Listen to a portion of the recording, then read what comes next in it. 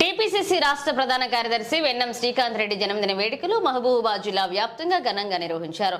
TPCC ప్రధాన కార్యదర్శి జన్మదినం సందర్భంగా మహబూబాబాద్ జిల్లా దంతాలపల్లె పెద్దముప్పారంలో అమ్మఒడి వృద్ధాశ్రమంలో వృద్ధుల మధ్య కేక్ కట్ చేసి మిఠాయి పంచి అనాథ పిల్లల వృద్ధులకు బియ్యం, పండ్లు, బ్రెడ్ ప్యాకెట్లను అందజేశారు. ఈ సందర్భంగా కాంగ్రెస్ నాయకులు గండు కార్తిక్ గౌడ్ మాట్లాడుతూ వెన్నం శ్రీకాంత్ రెడ్డి ఎంతో మందికి సహాయ సహకారాలు అందజేస్తూ ప్రజాక్షేత్రంలో మహబూబాబాద్ జిల్లా ప్రజల్లో ప్రత్యేక స్థానంతో పాటు ప్రజా ఆదరణ పొందుతూ ఆపదలో అండగా ఆదరించే గుణంలో అన్నగా తోడుగా ఉండే గొప్ప వ్యక్తి. జన్మదిన వేడుకలు జరపడం సంతోషంగా ఉందని, సేవా దృక్పథంతో సహాయంగా నిలవడంతో శ్రీకాంత్ రెడ్డికి ఎవరూ సాటిరారని, అలాంటి వ్యక్తి ఆరోగ్యాలతో సంతోషంగా ఉండాలని కోరుకుంటున్నామన్నారు.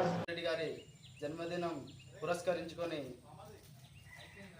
ఈరోజు దంతలపల్లి మండలం పెద్దముప్పారం గ్రామంలో ఉన్నటువంటి అమ్మఒడి వృద్ధాశ్రమానికి వచ్చి ఇక్కడ వృద్ధులకు రైస్తో పాటు పండ్లు, బ్రెడ్ పంపిణీ చేయడం జరిగింది.